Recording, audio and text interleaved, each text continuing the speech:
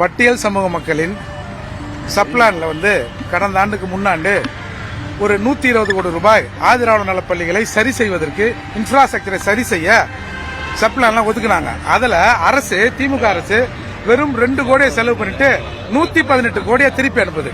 இதையெல்லாம் திருமாவளவன் கேட்க மாட்டாரு.